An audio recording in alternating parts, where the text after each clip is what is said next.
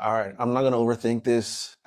This is mostly for myself, and I have been wanting to start a YouTube channel for a very, very long time. But the issue is, I don't like the way I sound in video. I don't like the way I look. So I was thinking about maybe doing video content where I don't show my face, and basically it's just like images and other videos with me talking over it. But I decided that and this video is for myself. If you happen to come across it in the YouTube ether, you're welcome here. But I'm going to focus on kind of recording myself every day and to get comfortable with the camera and to become okay with myself. I feel like for many, many years I've been hiding and I've been hidden out. Nobody knows where I am. And I live alone. I've been living alone for the past, I would say 3 years, 3 years. Before that, I was living with an ex that became a friend that kind of got weird towards the end. So it wasn't the best setup. So I know I needed my own space. But I just want to get used to like talking to the camera, just getting comfortable with it. Cause I feel like I'm not really on social media. I don't really post on social media and very private as a person in general. Um, I would say that I'm an introvert. Introvert creative, likes to kind of go into my own cave to think, to create. I'm a Pisces, Pisces sun, Pisces moon, Mercury in Pisces, but I have a rising in Gemini. And yeah, and I guess kind of tell you a little bit about myself. I'm a software engineer. Currently I work for the New York Times, but I was on a contract. And I was thinking the contract was going to last until next year, but the contract got cut short. So my contract ends beginning of November. So right now I'm in the middle of like a job search. I'm still working, my term at the New York Times, but in the middle of a job search during a very, I guess, not the best market. And so it has a little bit of stress with that. Currently I live in California, Long Beach, California. I don't have any family out here. I really don't have any friends out here. The friends that I do have, they're in New York City. My parents are in Houston, Texas. So part of me wonders why I'm even out here in California. And I can do a video about, I used to live in LA. Long Beach is a little bit south of LA. And I would say as far as moving to LA, you need to have a good support network and you need to have a good reason to be out here because I feel like there are a lot of people that are out here that kind of have these aspirations, have these dreams, but they kind of like aimlessly kind of like live their lives. So I feel like you have to be very intentional when you're out here. Same thing with New York City. You kind of be intentional. You have to be kind of focused on why you're here because you can easily get distracted by the many things that, LA has to offer. And, but for me, I'm not really like drawn in by that. I'm not dating anybody right now. There are a lot of like, I would say with LA, my friend used to live out in LA. He moved to New York City and he says that in LA, all that glitters is not always gold. And I feel like it's very true. There are a lot of people that are very attractive. There are a lot of very attractive women out here. And I feel like, yeah, on the flip side for women, there are a lot of attractive men out here. But a lot of these people that are out here, they're like really much into like not really settling down, very non-committal. I feel a lot of people out here suffer from the grass is greener syndrome, thinking like, oh, I found this person, but maybe I could find better. And I'm kind of currently going through a situation where I did start to see somebody last year. She had just got, first stages of her divorce. That was probably a bad idea for me to entertain it. But we had this very intense connection that lasted for about 5 months. She decided to move into my building, which was probably in hindsight, probably not the best idea. And I think when things got a little bit serious, she ran and she said that she needed space and she needed, another thing is I could have understood because at the time she was, yeah, I'm by a busy street. 39 years old, but been in a 20-year marriage, which was very like unfulfilling and toxic and a lot of lying, cheating, gaslighting, all those things. And so imagine like you're 39, you've been married for 20 years, you got married at 19. You didn't really have a chance to really like date in college or in your 20s and your 30s. So I felt like she felt that it was getting too serious too soon after her divorce. And so she wasn't honest about it because I did a little bit of digging and I saw that she was following another man that seemed at the time lived in the next building. And I kind of confronted her about it. And basically she said she had met the guy on a dating app and she wanted to kind of, in her words, kind of be selfish and go towards her desires, which kind of like left me like in a really awkward and kind of a little bit of a painful situation. And so the way I am, I think, I don't know, but I feel that initially she had told me that she wanted to have some space, focus on her female friendships. And I was going to give her that space, but didn't tell me about the other guy. So I felt that she wanted to see how things would go with that guy. And then if things didn't work out, maybe, if I'm still around, entertain me again, like kind of put me on the shelf. But once I discovered what was going on, I pulled away, and because I know my worth, and from my feeling from like the other guy, because I found his Instagram, was that he was like a fuck boy, and currently it's been 6 months. I run into her a few times, but it's kind of like running to her like she's in one elevator and I'm in another elevator. We glance at each other, we don't say anything. I don't say anything to her, and yeah, it's a little bit tricky. And our cars are in the same garage, so I can see when her car's there, not there. And like this morning, I saw last night, saw another car there. And then in the morning, the car was gone. So, it's like, it's hard to have a situation where somebody rejects you. And basically, whenever you kind of see this person or kind of have a sense of what's going on, it makes the rejection feel even fresher. So part of me wishes that she didn't live in this building, but there's neither here nor there. But that's one situation that's kind of going on with me in the job situation. And I've been working remotely for the most part, and I pretty much enjoyed that. And I was kind of questioning whether or not it made sense to live in California since it was so expensive to live out here, and maybe go to an area that's cheaper. I had mentioned to my parents that maybe I should move back to Houston, and they said, don't do that. There's nothing for me back in Houston. And I had an ex. We haven't been together for many, I think almost like a decade. And she has a partner, and she moved to Richmond, Virginia. She got a house. I think she lives with her partner in that house. And she mentioned Richmond, Virginia. And I was thinking about that. So for me, I really enjoyed like the digital nomad, the remote lifestyle, to have that flexibility and freedom. And so in this job search that I'm kind of going through, it's difficult because I want to kind of maintain that. And I don't want to take any job out here in LA that would even tie me to LA even more. And I don't want to, I hate driving. I hate driving, and traffic here is horrible. So it's been really nice to be able to just roll out of bed and just get to work, get on a call, and not have to worry about being in traffic, depending on when you leave the house, being in traffic for 45 minutes, an hour. The worst has been when I used to work for Walt Disney Studios all the way in Burbank. And usually if I leave at night at the right time, I can get home in like 40 minutes. But I left during rush hour and I got home in 3 hours. And, that lifestyle, I guess, can't do that. So I've been debating, moving to another city and just kind of having a reset. And I guess I've been alone for the most part. And yeah, dating's been horrible out here. But I've been kind of really focused on myself and my healing, staying positive. And not every day is perfect.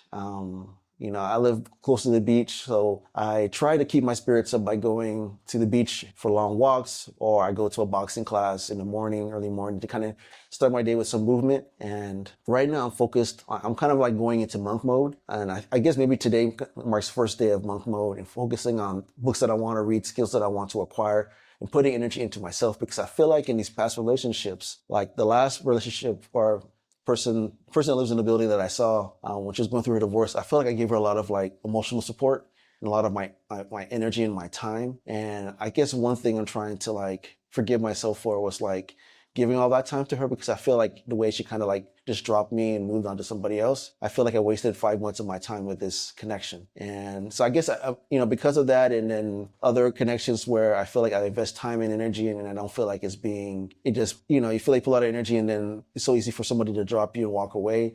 I'm a little bit jaded when it comes to dating right now. So that's what I'm kind of keeping to myself. And, I'm not really focused so much on dating out here in Southern California, because a part of me wants to leave to go somewhere else, but I'm trying to figure that out, whether it's somewhere in the States, out of the States, but also I don't want to be too far from my parents. So it's a lot for me to consider, but right now the main focus is trying to find another job, keep my spirits up, keep my routines, gain the skills that I need to gain. This past week was about updating my resume, my website, and doing all those things. And, I'm trying to secure something before November, because when the holiday hits, a lot of people stop hiring, focus on the holidays. And, it's just a lot of stress, a lot going on. And, me making peace with the fact that I've been alone for many, many years. And I guess the person that I was in the past, for fear of being alone, I would chase people. And right now I just reached a point where I'm just really tired, and there are people that I know that, they want me to chase them, but I just won't. I know my worth, I know my energy, and I just can't do it anymore.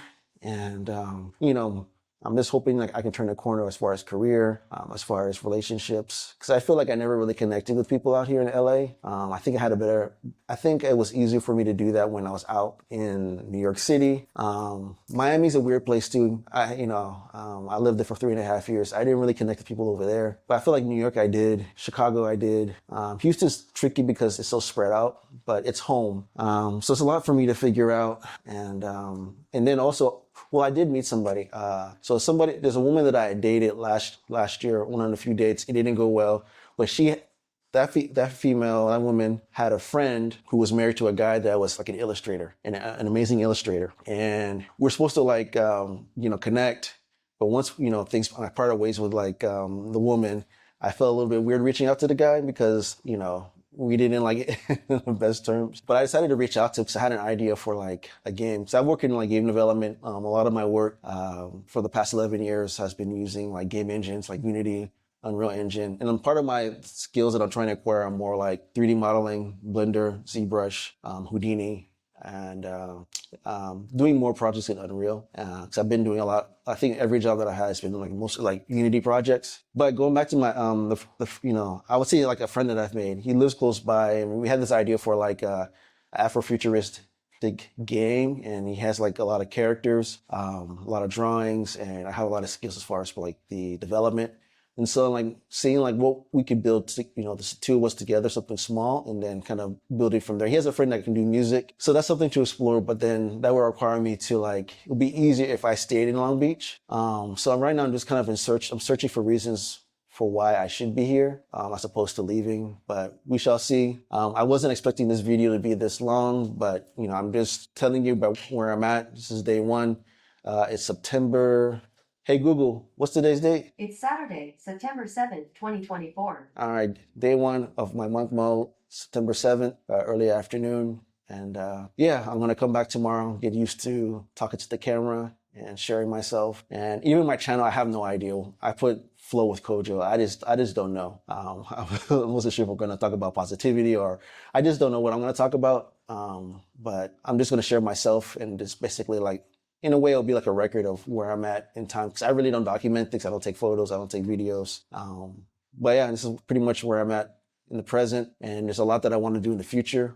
One thing I'll say that kind of rubbed me the wrong way, the woman that parted ways with me, the one that's divorced that lives in my building, she made the comment before our last conversation saying that I was somebody with many aspirations. I was a person of aspirations, but of little action. And that kind of stunk. I have all these things that I aspire to be, but she says she felt like I wasn't action focused, action oriented enough. And I think even this YouTube video is a part of that. And, there's a lot of things that I feel like I wish I could aspire to be, but it takes practice, it takes consistency. And for me, I'm not sure if I have ADHD or something, but it takes focus, but it takes persistence, it takes consistency. And that's one thing I've learned with my fitness journey, that I, kind of reinvigorated, back in April, that it's not about doing a lot in one day. It's about doing a little bit each and every day. And some days will be off, but then kind of coming back to the path and to kind of press on. I think it's talk about kind of forming habits in a book called Atomic Habits by James Clear. And right now, I'll tell you what I'm currently reading. I finished this book. It's called 0 to 1, Notes on Startups and How to Build the Future. Because I've established a business. I'm not sure what it's going to be. It's going to be like a game studio. Is it going to be, I do a lot of stuff with AR, VR applications, for work. I'm doing stuff with the Apple Vision Pro, the Apple Vision Pro, the Meta Quest. So maybe thinking about creating experiences for that. So I'm trying to figure out what's the thing that I should be building. But in the book, it talks about how, there are ways to approach a business where, let's say somebody I don't know, has a formula to make money using drop shipping. And then basically they tell you if you follow these steps, you can do the same thing.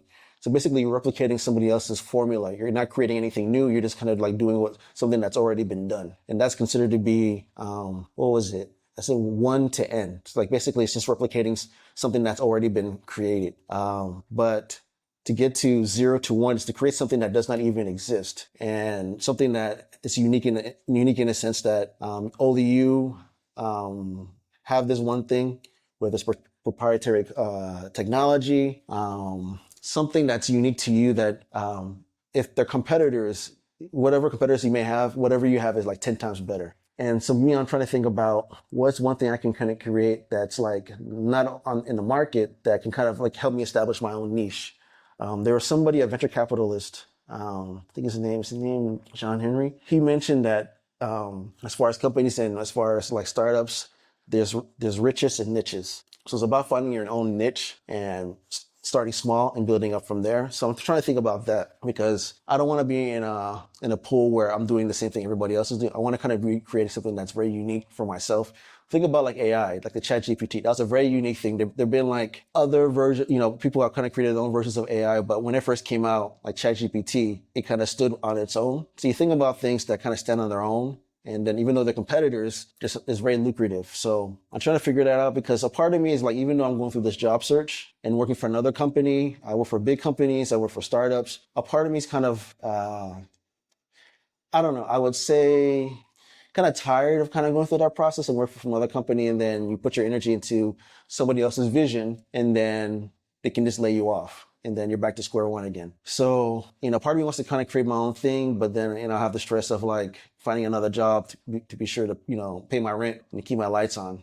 And so this is pretty much where I'm at. Sorry for the long video, but I'll be back tomorrow and just kind of show you. Oh yeah, the other books I'm reading are by Cal Newport, Deep Work, and then another book is called Never Search Alone, which is recommended for people that are going through a job search. So there are a lot of books I'm going to be reading, a lot of courses I'm going to be taking, and a lot of energy I'm going to be focused on myself. And yeah, this is, I guess, it's like my own video diary. And I may be the only person that sees it, which is fine. But if somebody else does see it, if you're watching it, welcome and happy Saturday. And I'll talk to you guys later.